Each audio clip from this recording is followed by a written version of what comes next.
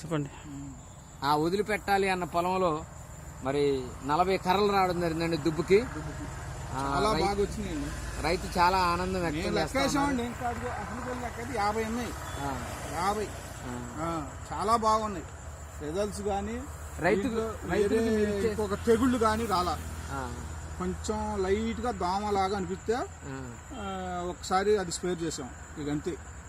ఇది ఒక్కటే స్ప్రే చేసినారా, మందులు కలిపి స్ప్రే చేశారు? ఇకేం కొట్లా, దీన్ని అక్కడ కొట్టింది. ఇది మనం చల్లాం మందులు అవునవును మందులో కలిపి చల్లటం వరకే ఇది.